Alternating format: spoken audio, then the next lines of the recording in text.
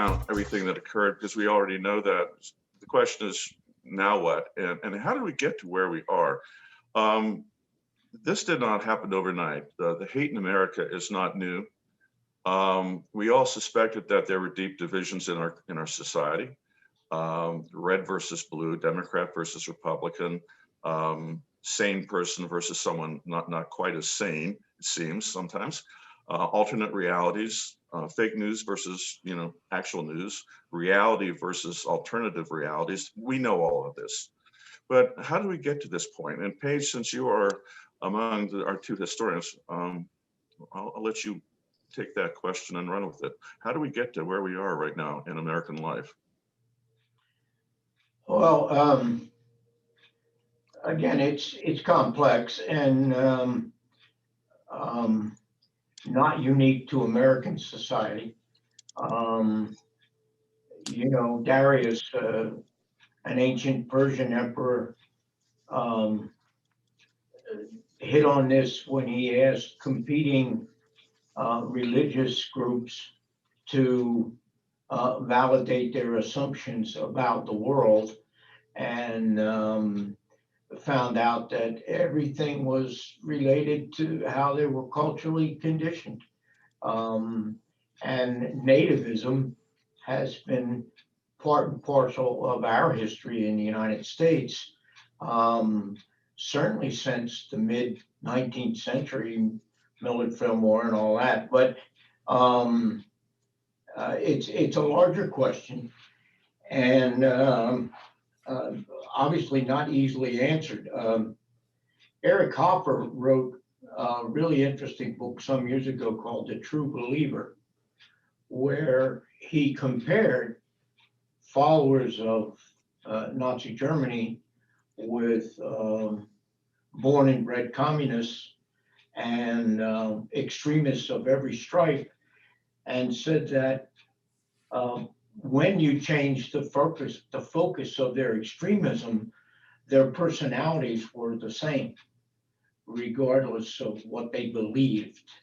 One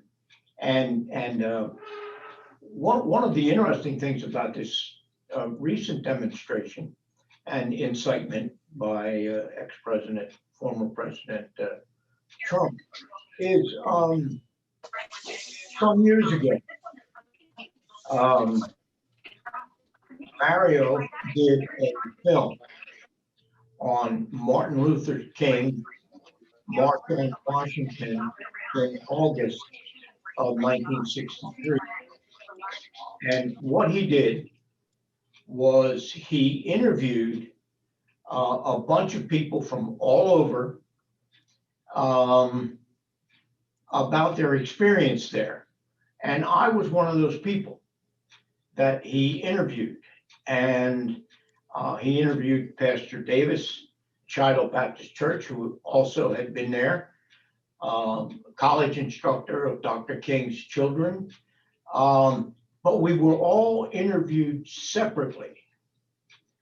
And we did not know the other people involved until afterwards when we met.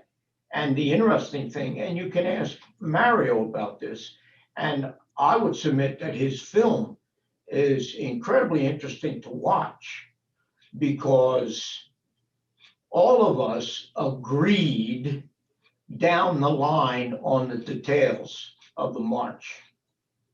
And, Sir Walter, a sidelight here, Sir Walter Raleigh was locked up a lot of times under Queen Elizabeth, etc. And one of the times he was locked up, he decided to write a history of the world, which you could do then by reading 2 or 3 books. And while he was in his cell, quote unquote, an incident occurred that everybody could see. And when they met for a common meal, they discussed that. And everybody's perception of what they had seen was dramatically different. And he went back to his cell and burnt his manuscript, because he said, I'm basing what I'm saying on what other people have said. And obviously their perceptions are so off the wall and different that they make no sense. My point in bringing this up is every one of us had exactly the same experience there. And I don't know if you've ever seen films of that march, but there were over 1 million people there, easily. And the people who were inflating the number of people who were there less than a month ago was absurd. And that the accounts that have come from interviews with people, I didn't see any violence. Oh, there were tens of thousands of people. None of that was accurate. And I'm saying that the well springs of what you saw there were the things that Hoffer mentions in his book, The True Believer, of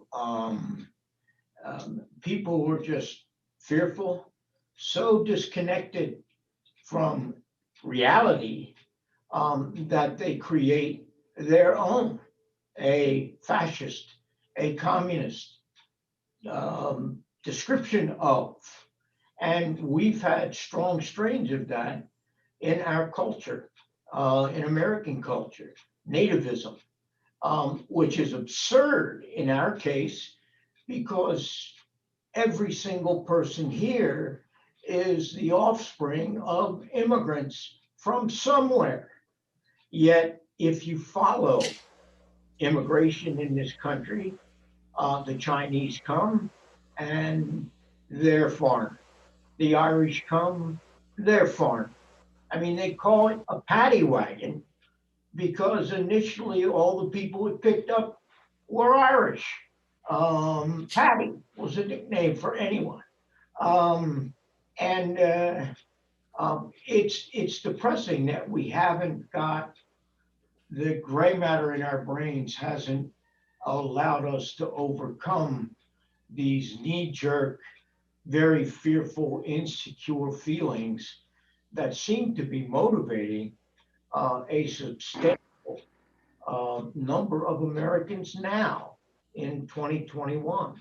And of course, some of that is the access to misinformation, fake news, and other prejudice buttressing websites that allow these people to think that what in fact they're saying has some credibility when, of course, in fact, it does not.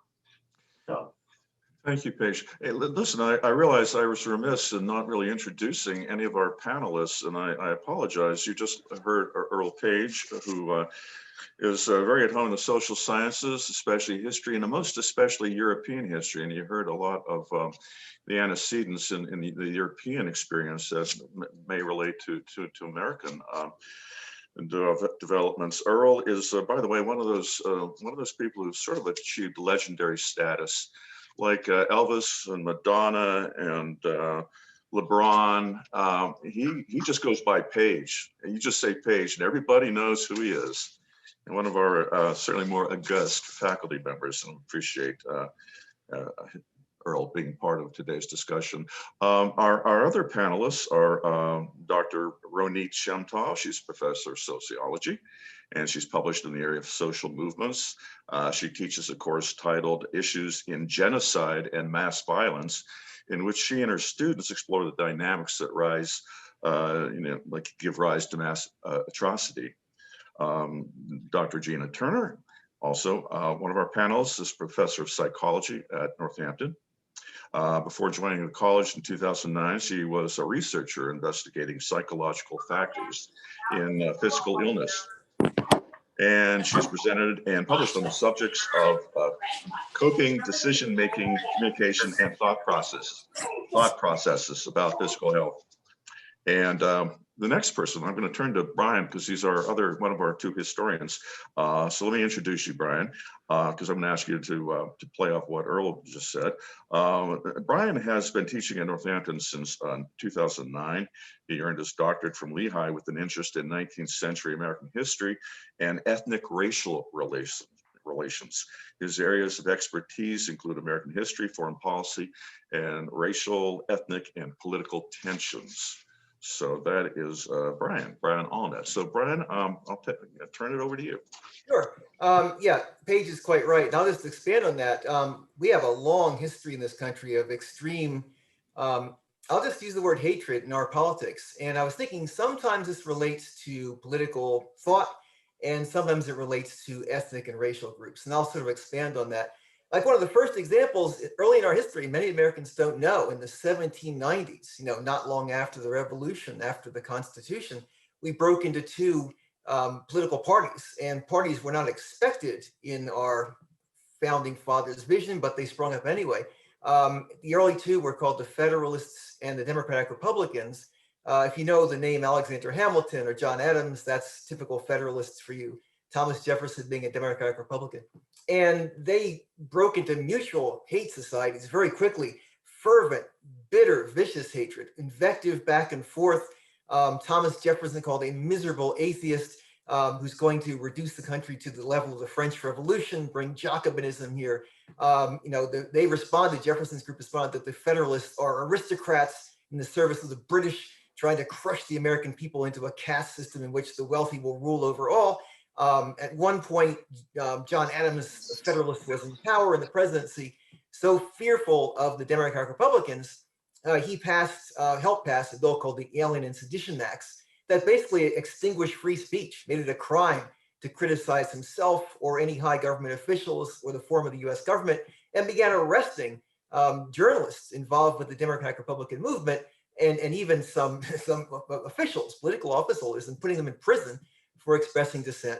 And Jefferson's group responded with some state level retorts, but that was a high level of bitter invective over politics and over foreign relations. And you see this come up from time to time in our history. I can't say there's any regular interval. Another example being, and I think we've heard this before, the pre-Civil War years, when we had two different parties, the Democrats and the new party, the Republicans, which was formed, believe it or not, as an anti-slavery party, specifically as a party to oppose expansion of slavery. The Democrats at the time were the pro-Southern party, strongly racist. They called themselves the white man's party, the party that's building a white America. And as the 1850s went on, these two parties cursed each other with increasing violent rhetoric. You may have heard about congressmen carrying knives and guns into the U.S. House and Senate, openly flaunting Bowie knives. That's a fighting knife. You may have seen an incident in which a Southern Democrat named Preston Brooks came into the Senate chamber with a heavy cane and beat a Republican senator from Massachusetts named Charles Sumner because Sumner had made an anti-slavery speech. It was common at that time during the 1850s for these politicians to walk around Washington heavily armed. And in fact, when the Civil War erupted, and I think we all know the circumstances, the secession, there were some Northern Republicans who, because the level of invective was so high, feared it would explode into a national civil war, not just a regional, but a national war between Democrats and Republicans nationwide, including the streets of Philadelphia and New York. So that's, about as high as it gets. Now in Reconstruction, especially in the South, you see race-based after the Civil War, about 12 years of racially based violence in which, defeated Southern white Democrats have been pushed aside for the moment by white and black Republicans, trying to build a new South with racial equality, fought back openly, forming groups like the Ku Klux Klan, the White League, the Red Shirts. These are militia. They're not free-roaming groups of vagabonds. They're organized militia connected to the Democratic Party that acted as the party's violent fighting arm and attacked black and white Republicans throughout the South, assassinating, burning schoolhouses, in some cases shooting into political rallies, just driving up and firing into political rallies, leaving dozens dead on the field. And the federal government occasionally tried, to respond to this. As time went on, the northern white public wasn't really enthusiastic and kind of let the pins roll as they were, and the South became very segregated. And not to give every example, but two more examples of it. During the time that Page was referring to, late 19th century, over immigration, you see a lot of vicious invective about Chinese on the West Coast and about Europeans from new sources, Italy and Eastern Europe on the East Coast, being called unassimilable Americans, people who are of racially different stock, who cannot combine successfully with the old stock Yankee Americans and must be excluded. Levels of invective hard to believe, including I found in the Allentown Evening Chronicle and Morning Call in the 1890s. Cursing immigrants to Lehigh Valley, your Eastern Europeans, in terms I will not repeat, but just amazingly flaming invective, right here in the Lehigh Valley about this. And I'll leave one last example. There are more. In the early 1950s, that's the Joe McCarthy era, not linked to ethnicity, but linked to thoughts of loyalty and patriotism. And Republican Joe McCarthy, for about 4 years, ran wild, accusing anyone with leftist tendencies of being a communist agent. And, people lost their careers about this. At the local level, American Legion groups and Boy Scouts began, checking on their neighbors, were school teachers quietly producing communist propaganda. You better silence them.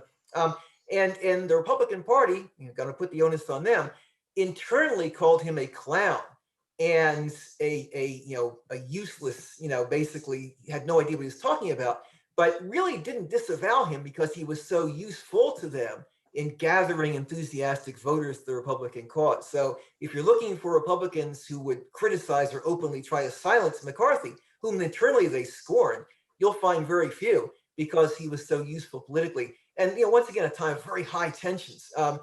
People being accused of treason, of subversion. Communist was about the worst term you could use at that point.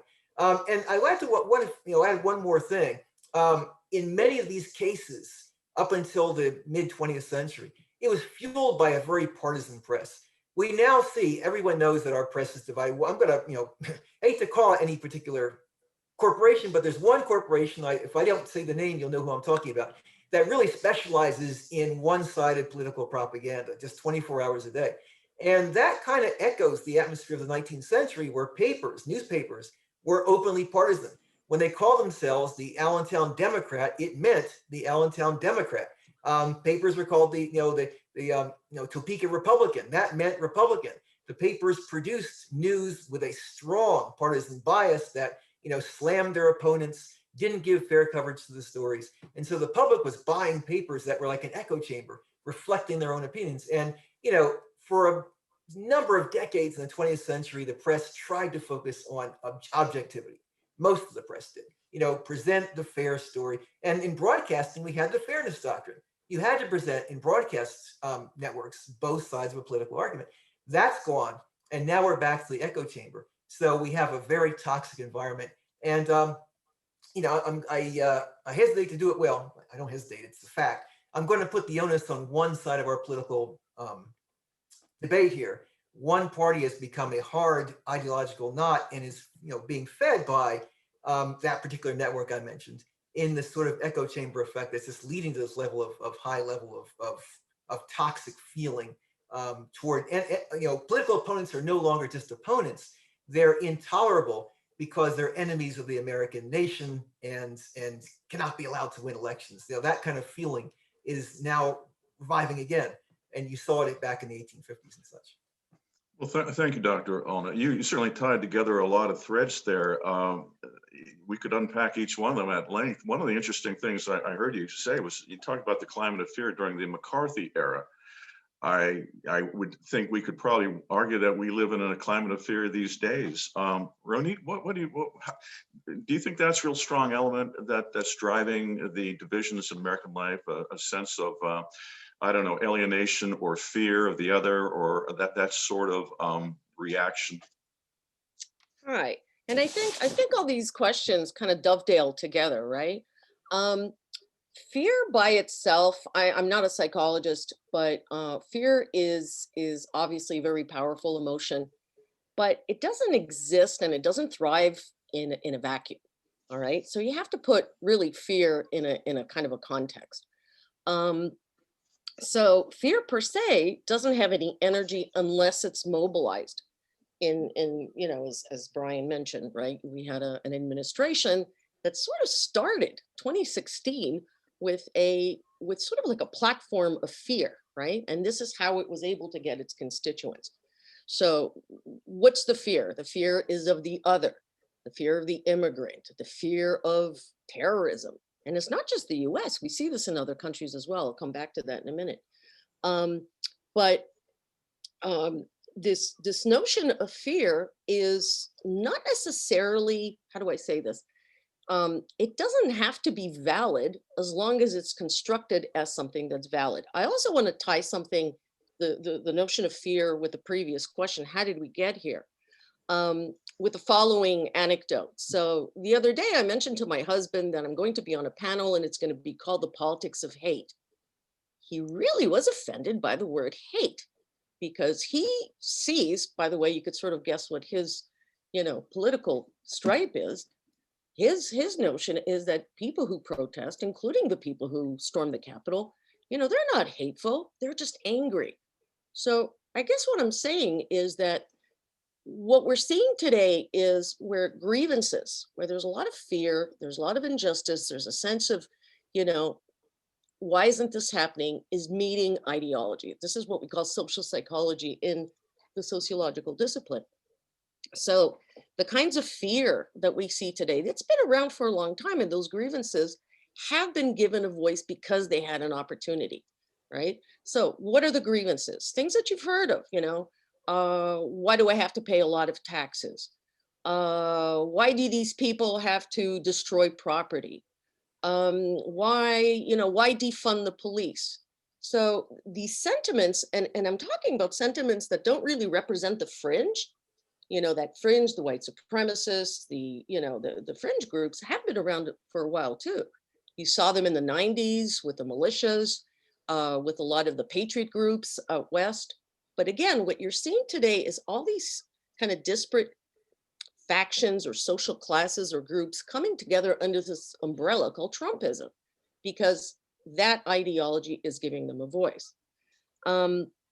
So I think that if it's very difficult, this is what I tell my students, if it's really hard to criticize or to exercise detachment about your own country, let's look at other nations and what they're doing. And you're seeing the same kinds of patterns, right? So in Hungary, Hungary has a policy of basically excluding, this is an anti-refugee policy, an anti-Muslim policy.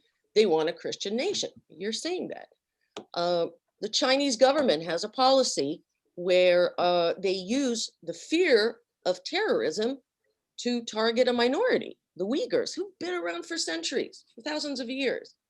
Who else is doing this? Oh, yes, of course, President Duterte in the Philippines, who absolutely created an enemy that doesn't exist. He constructed this entire war on drugs, right? Because there's no one else to target. There's a whole history behind that too. Duterte was also a mayor of a city, so he kind of cut his teeth on his mayoral experience, which was basically getting the drug users out. So you see that idea of fear, or fear of terrorism, fear of the other, being used to essentially express people's grievances.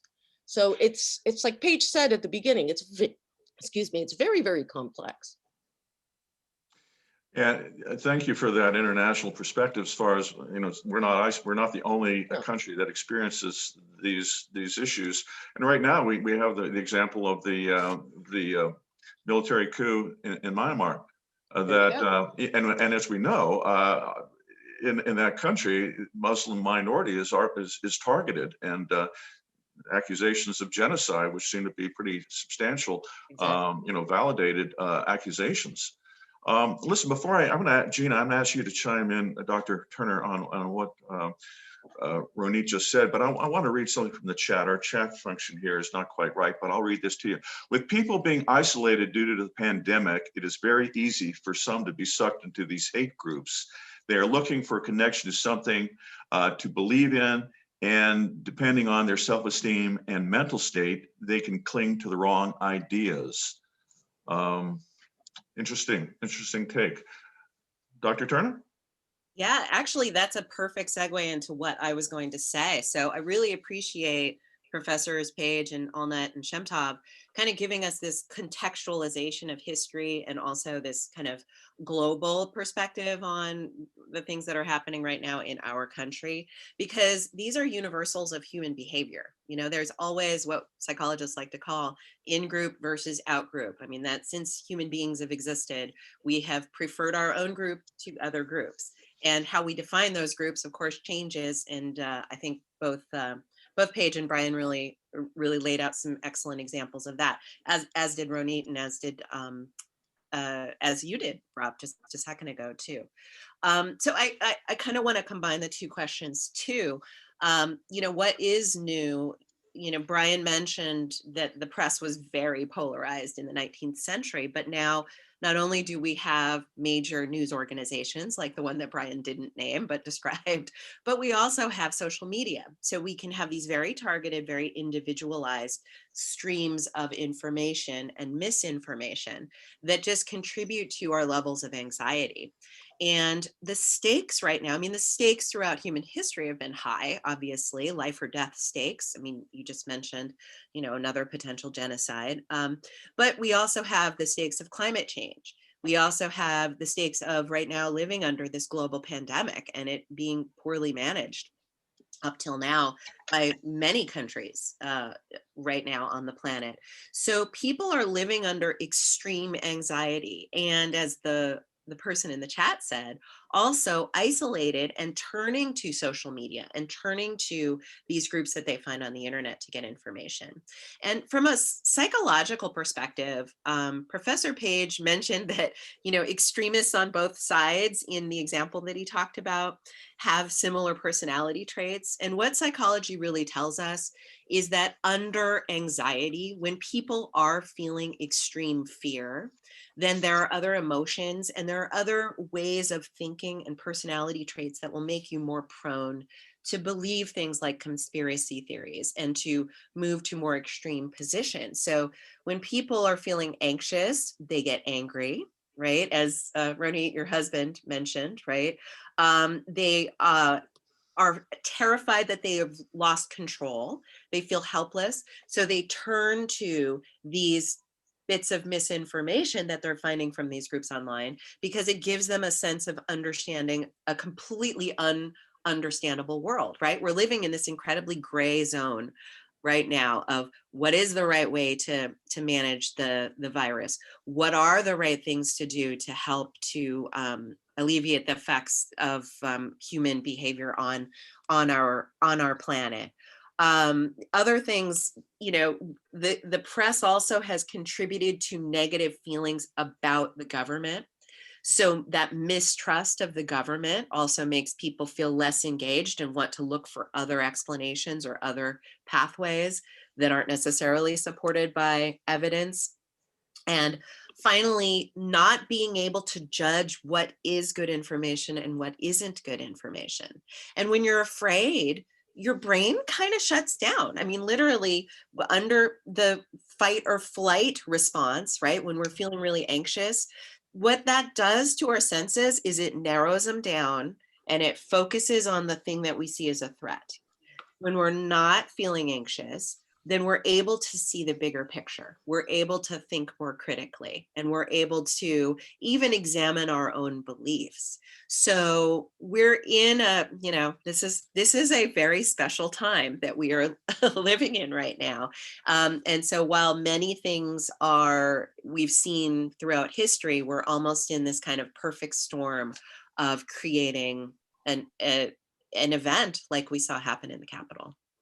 Certainly, one of the big differences between our era and previous ones is just the growing influence of you know, technology and of channels of communication. We have a multitude of them, and we're seeing people, you know, break up into opposing factions, warring groups, tribes. You know, tribalism is a term we hear a lot these days, and it has to do with, of course, how you identify with whom you identify. We have a comment here from a person said that he believes that the press is really feeding a lot of the frenzy, and that's another matter we have to take into account, that people are living in echo chambers. Would anybody like to, any of our panelists like to talk about the effect of living in, those echo chambers and how you can break out of it? You've touched on it a little bit, Gina. Yeah, that's why I raised my hand, is because I think it ties in with what I was saying about the way our brains function when we're feeling anxious. So psychologists are really interested in what we refer to as psychological mechanisms, these cognitive biases. They're shortcuts of our brain that save us time. We don't have to think deeply because our brain automatically answers a question for us in a way. And one of the ways our brains likes to do that is something called confirmation bias. Mhm. So if I believe this, then I'm just going to look for other things that support what I believe. And if I see something that doesn't support what I believe, I'm just going to ignore it. Right? I'm just going to keep looking for the things that support what I believe. And there was this great article in the New York Times. It was either this weekend or the weekend before, and the author of the article had actually spent about 3 weeks in a chat room of people who were discussing the QAnon conspiracies.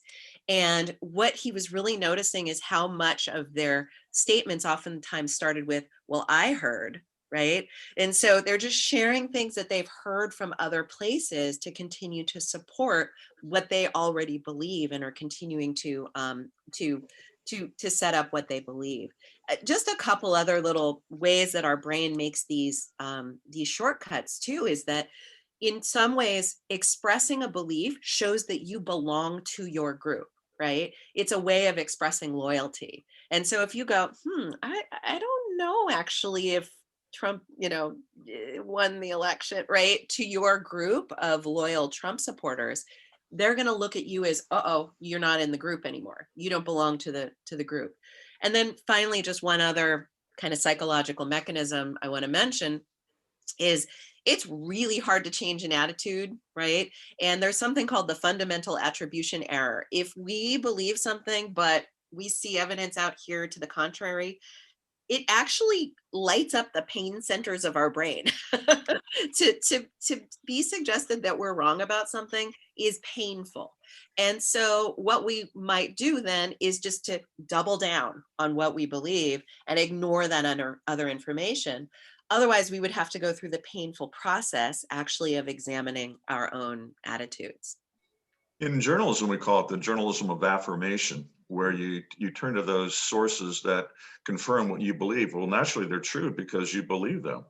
And to break out of that shell and to be able to distinguish the nuances, between opposing, arguments, it can be a challenge. Would any of our other panelists like to chime in on this particular subject of the echo chamber effect?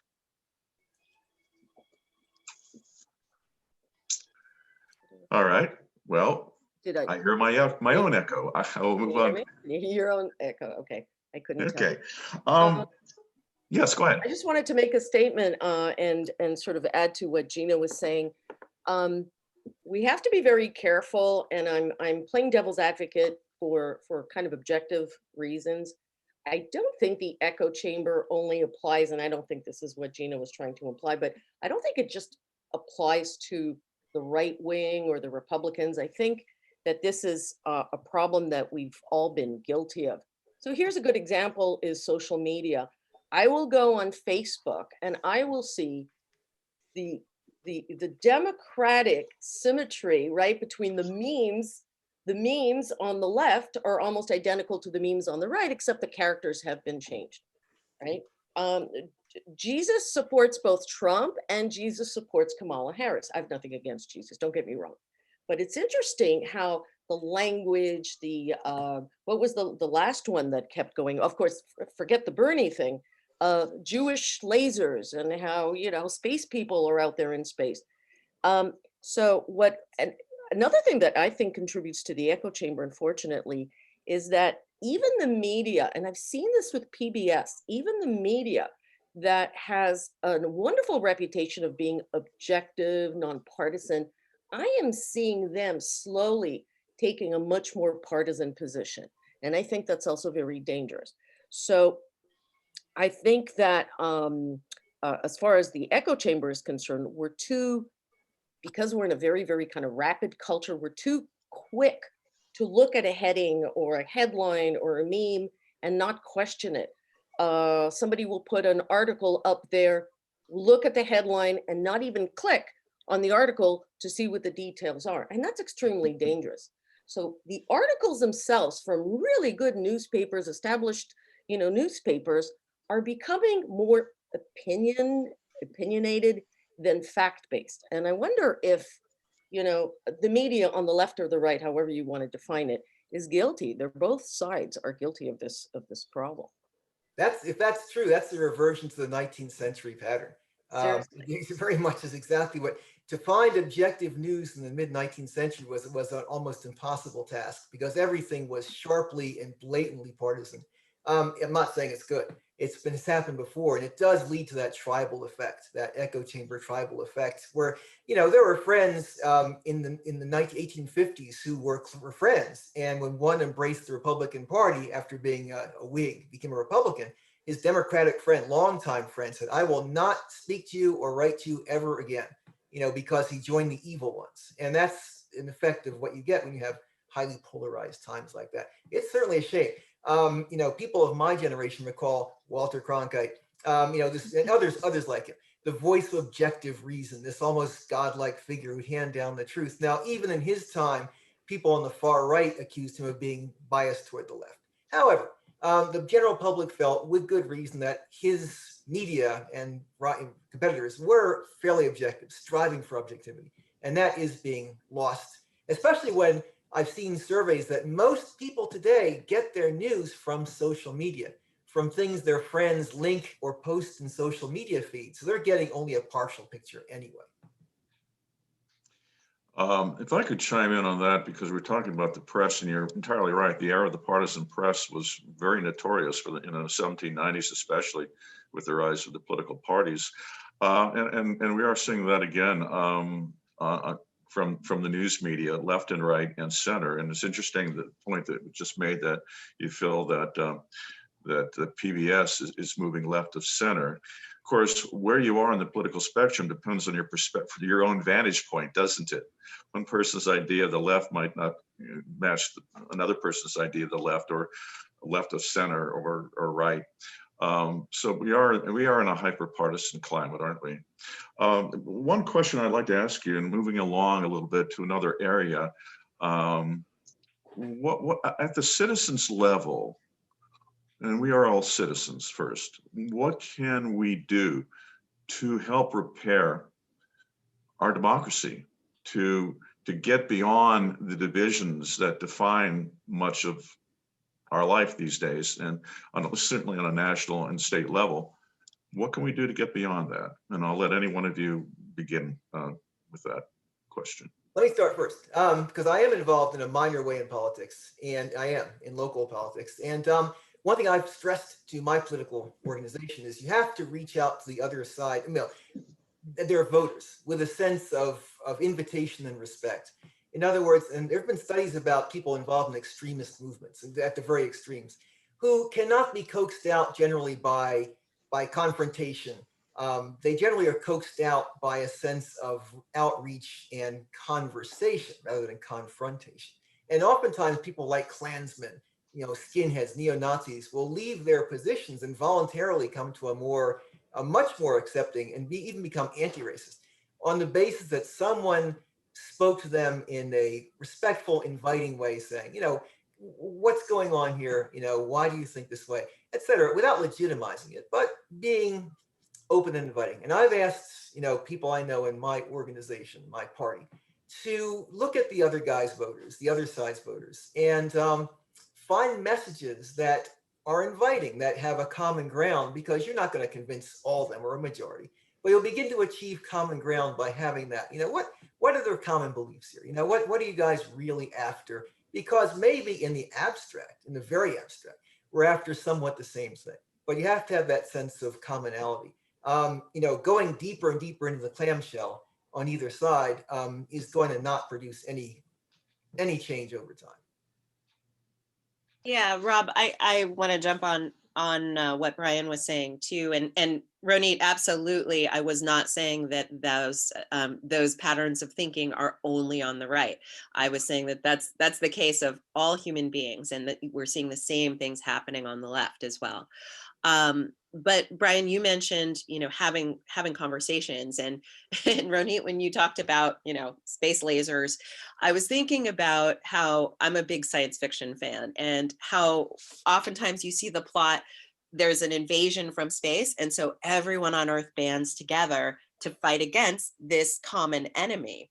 And psychologists also know that when people band together to work on a common goal, then they build bridges with each other and form a new in-group, right? And then see each other as working toward a common goal. And the ways that I think that we can do that are, like Brian said, which is to have conversations and to find ways to meet in the middle. We're hearing now about how Joe Biden, right, for better or for worse, was someone who always talked across the aisle, right?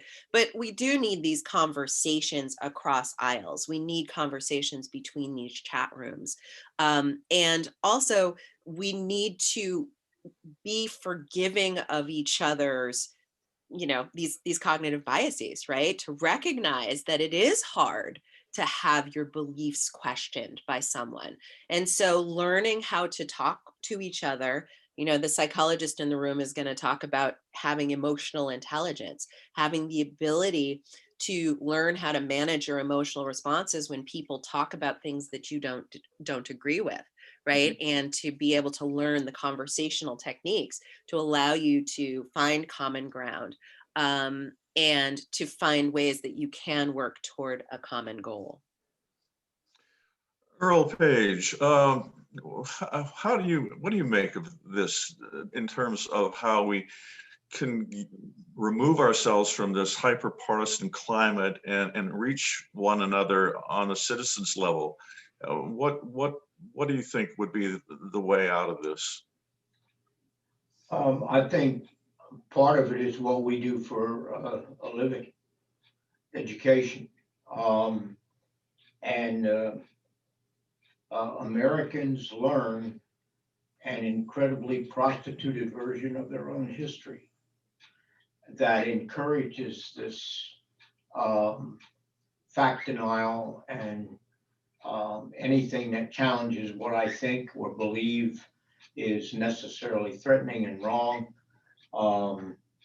I give my students at the beginning of the semester a map of Africa, because a majority of Americans now think Africa is a country, not a continent. And when you're dealing with that kind of ignorance, and that's not a nice word, but that's what it is. When you're dealing with that kind of ignorance, that has to change. When you think Africa is a country and don't realize that it's made up of countries.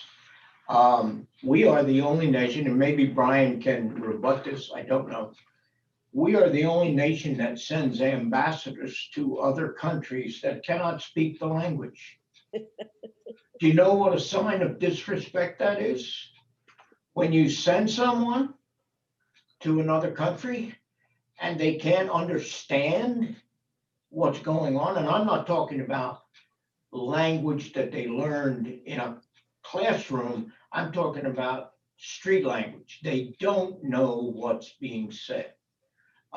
That's an embarrassment and a sign of real disrespect. William Shire, an eminent historian in the 20th century, said that one of the reasons the Nazis were so successful was that they created a gigantic world of make-believe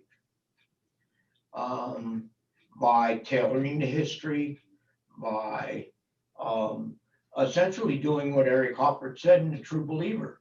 It doesn't matter which extreme, left or right, the personality involved and the reason those views are accepted and espoused is because they're comforting and they don't challenge and they don't threaten. Um, and we tried once in the late 60s, local activity to get people to vote for peace candidates and stuff by going around and knocking on doors. But when you can sit on your hair, people don't want to open the door to you. So you do have to find those commonalities. You do have to find those areas where there can be agreement that you build on, as Brian was talking about in terms of local politics. You have to reach across the aisle. And again, I would submit that Biden did that under Obama. He, he's very good at those kinds of things that now needs to be done. No, they're not packing in the House and Senate anymore that we know of, but you still need to talk to people whose view you might disagree with and find those common grounds. And one of the ways to do that is to do what we do, educate, and show that challenges to ways of thinking are not necessarily threats. They're subjects for real consideration. So that's why what we do is important. Yeah, I've been a big fan of geography, as a course in at Northampton and all colleges. Political geography, physical geography, having a map in every classroom, because I think you're exactly right. The perception that Africa is actually a country. I don't know whether Sarah Palin actually believed that. That belief is attributed to her, that Africa was a country. Interesting, though. I think the geographic literacy that so many Americans have, and that as we as educators need to grapple with, is certainly one key. It's one key, and I appreciate what you said. Would anyone else like to chime in here about how, where we go from here as far as pulling together as a people, finding common ground and building on that to form a more perfect union? I want to briefly, can everybody hear me? Just Yes. sort of echo, excuse the verb, what everyone else is saying, and make some suggestions. Paige is absolutely right. We are so fortunate that we are in a career where we can be activists in some sense, right? To repair the world. On the other hand, because we have this privilege, we're also in a little echo chamber of our own, if you will.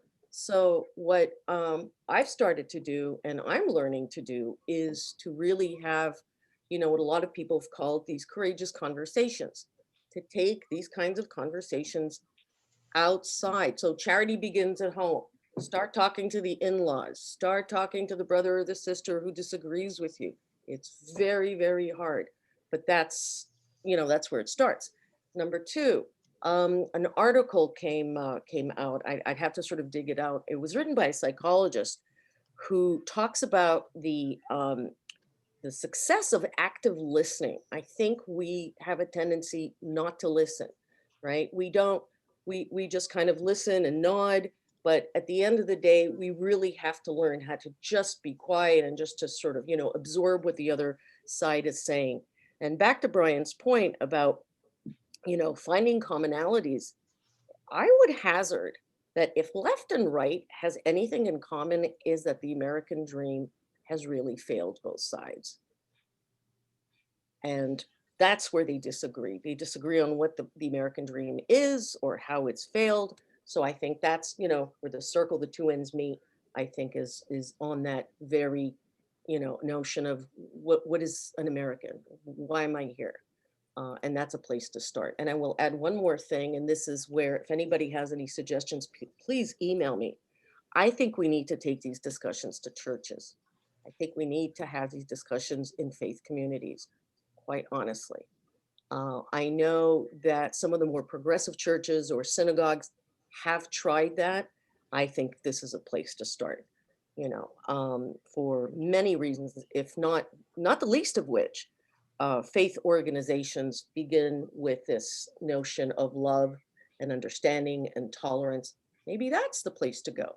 Don't forget, faith organizations are the most racially segregated and ideologically segregated places. So maybe that's an avenue, to pursue. Can I just say one brief thing, Ronit? I think that's beautifully put, and I love what you say about the active listening as well.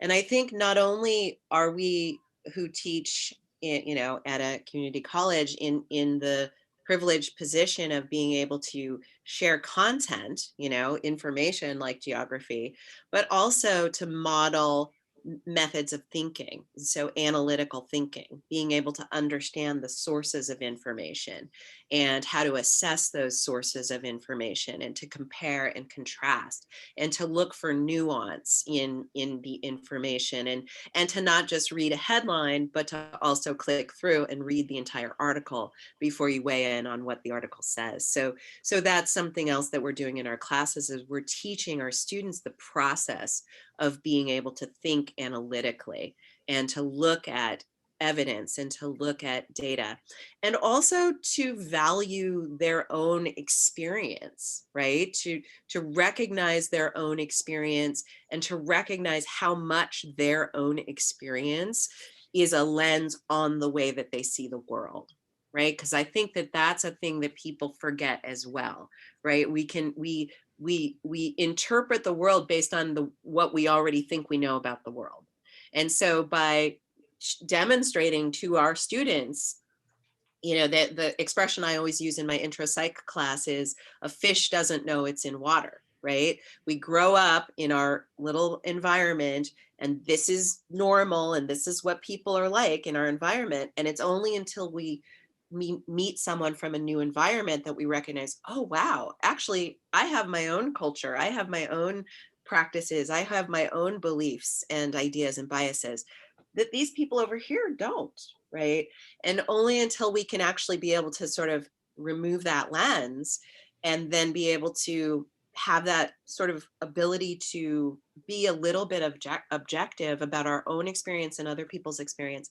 And as Ronit says, listen to the other person, then we can start to have these conversations. With so many of us here, educators, or we closely identify with education, let me read just one little quote from H.G. Wells that certainly is apropos.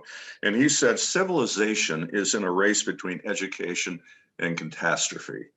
Let us learn the truth and spread it as far and wide as our circumstances allow, for the truth is the greatest weapon we have.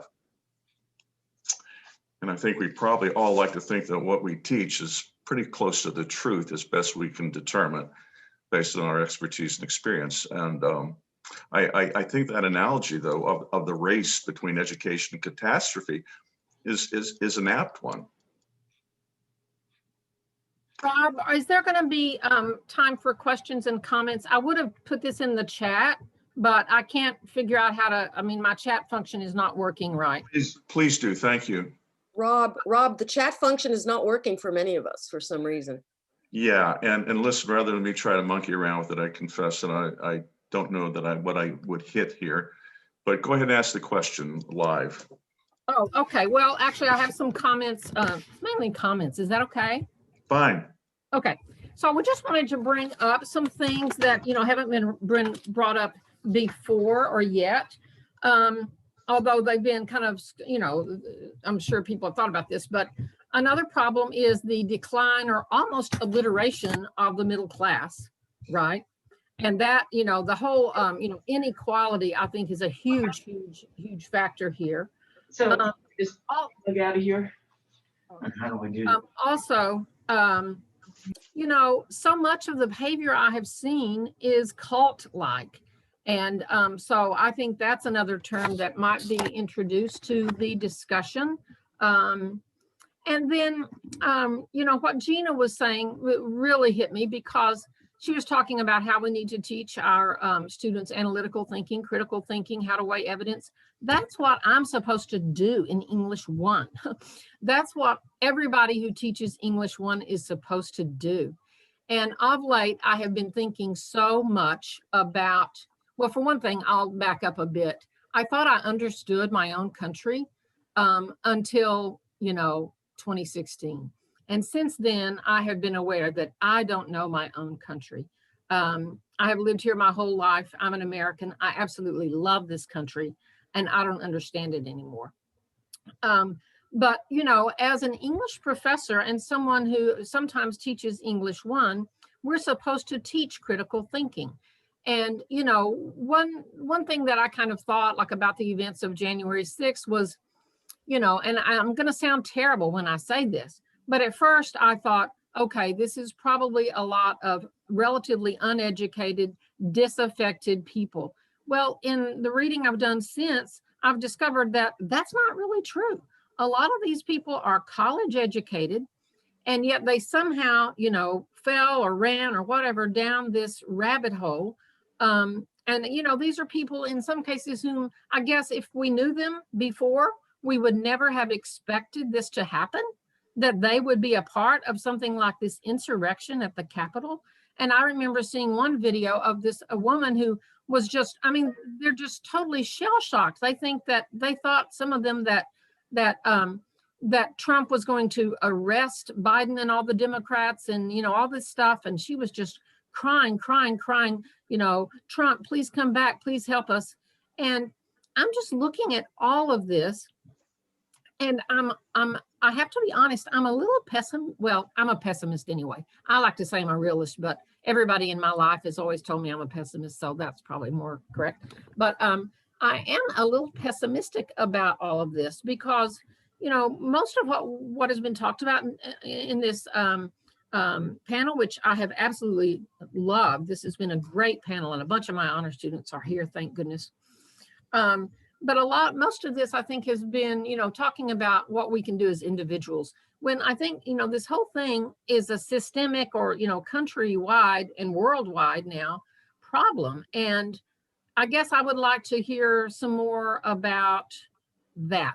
I guess that's my question. I didn't even know I had a question, but I do. So what can we do about it that's not on an individual basis? Because I'm a little pessimistic, and perhaps a lot of people are, about, I think there are huge limitations to what can be done on an individual basis. I think that Biden is probably the exactly right president for right now. I didn't know that until just a couple of weeks ago. I didn't think he was the right man for the right person for the job, but I think probably he is.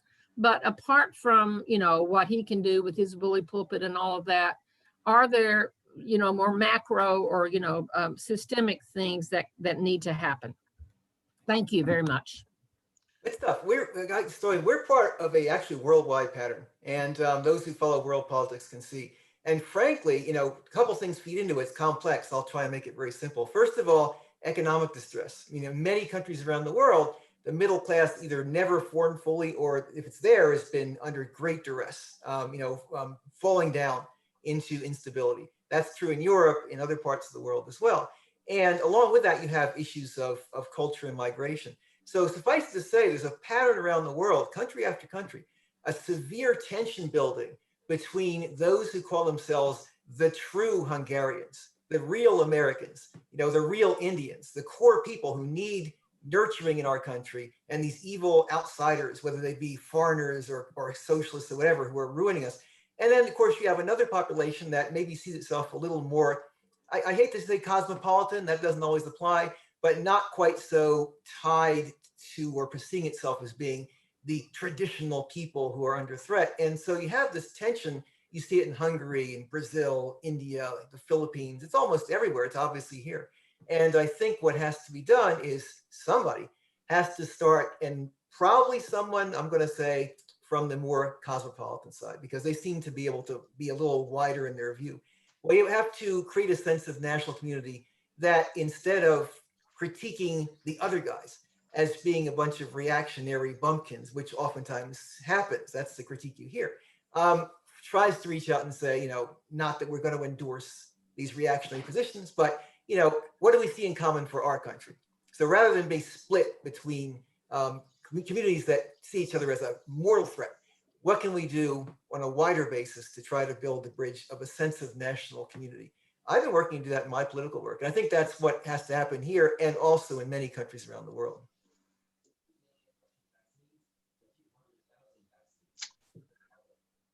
All right, to those who are out there who are listening in and you have a question, since our chat function is not really functioning, if you have a question, please speak up and we'll hear you. Just hit your unmute button and you have a question for us, we will try to address it.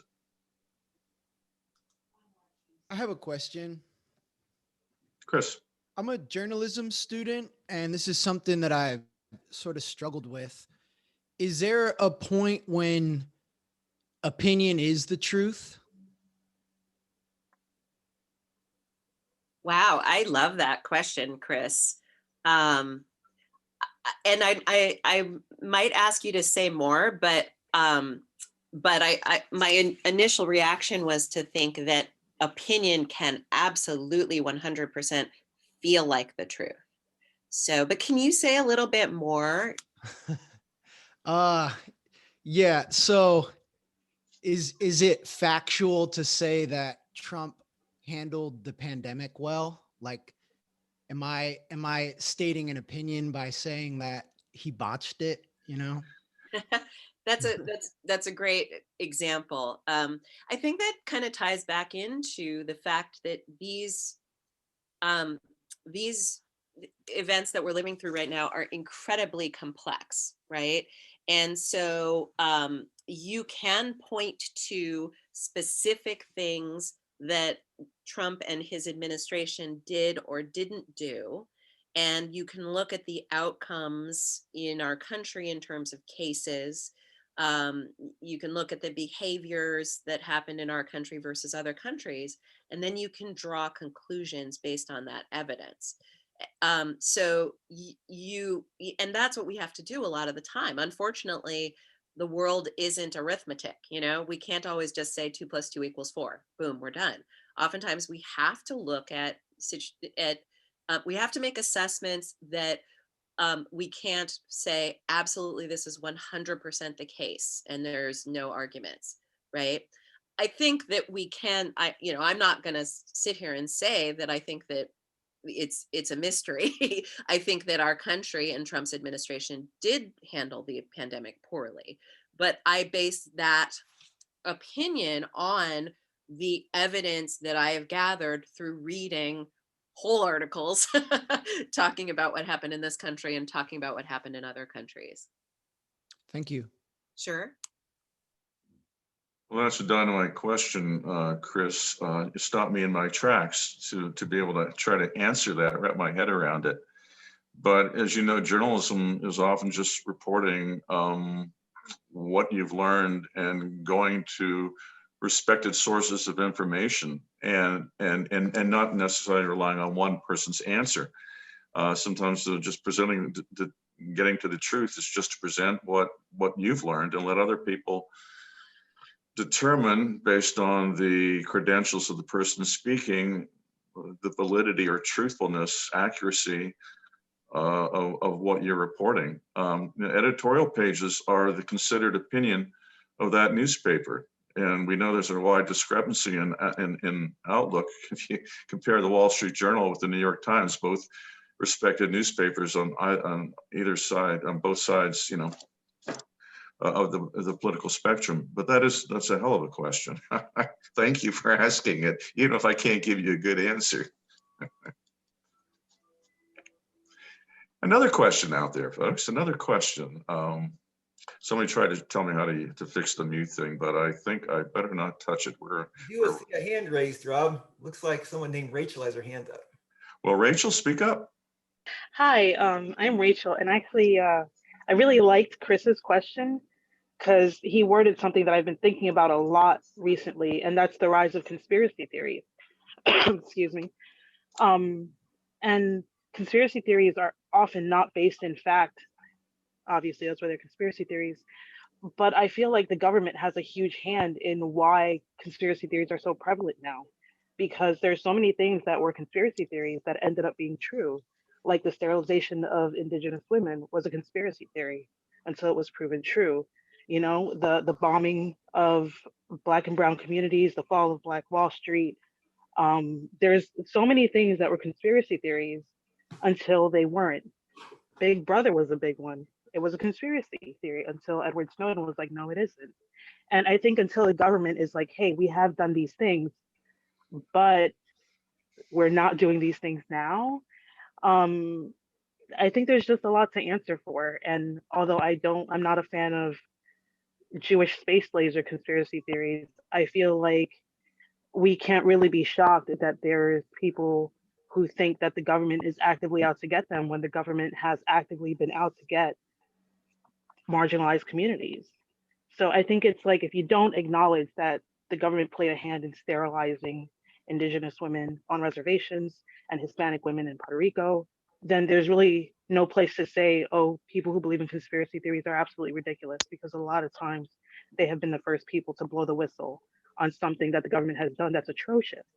So it's, I don't know the answer to my own question, obviously, because I really don't even know how to word this question, but I just don't see how we can demonize all conspiracy theories without acknowledging the fact that the reason conspiracy theories are prevalent is because the government has done so many things and has refused to acknowledge them. I think part of the problem there might be the labeling. The word conspiracy has a very negative connotation, and what you're suggesting is that there's actually evidence to support, allegations of wrongdoing on a massive scale, and that's a little bit different. I mean, sometimes it's just the word choice. When we think of conspiracies, we think of the people who, well, the far-fetched scenarios. But sometimes the far-fetched is true, but we're swimming in an ocean of conspiracy theories. In the good old days, we just wondered whether JFK had been, it was an inside job to assassinate him, or whether we had landed on the moon or not.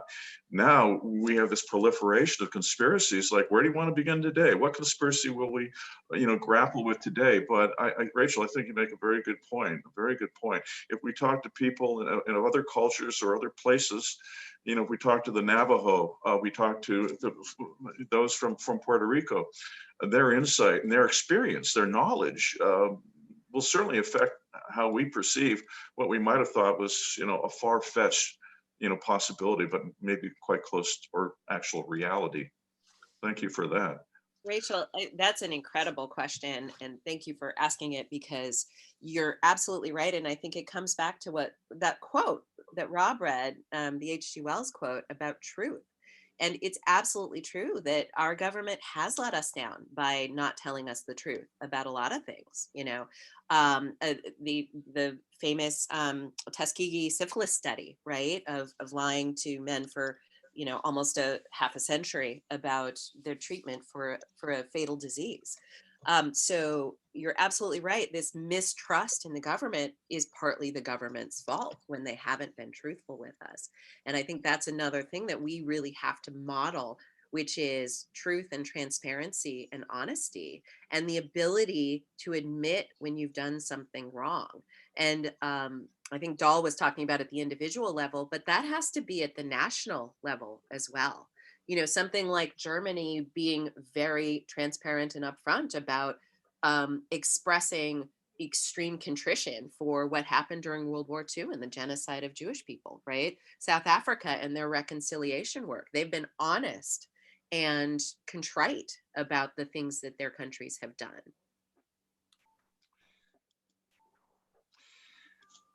Well, we're at that stage where, everything is going to turn into a pumpkin and we'll have to go home. But, Christine had her hand up. I wonder Christine if wants to. Christine. Well, thank you. I'll be quick. I think there's a world of difference between an uninformed opinion and an informed opinion, right? So what Gina was saying about an informed opinion, I can have an uninformed opinion about anything, but I lean on the informed opinions of people who have more time or more leisure than I do to research a topic or a problem. So I think that's just one distinction for academics to teach students, is that their opinion matters when it's an informed opinion, and that they should seek out informed opinions. Every problem has nuances, and there may be more than one person who can think through a problem in an informed way, and you might seek out multiple informed opinions to triangulate your own. But the other thing, Chris, I thought about what you said is that if everybody reacts to something as if it were true, it makes it true. Like if you shout alligator and we all pile out of the pool, we all reacted as if there was an alligator, whether there was one or not, right? So in some odd sense, the validation, truth, if there was no alligator, we can all go back and look and say, oh, hey, there's nothing there. But we all responded as if it was there, and that made it in some senses what you intended for us to do. If you wanted us to get out of the pool, you got the job done. I think I see an alligator behind you in that swamp. I'm running away. Yeah, quite so. And perception is reality. You've heard that. Perception is reality.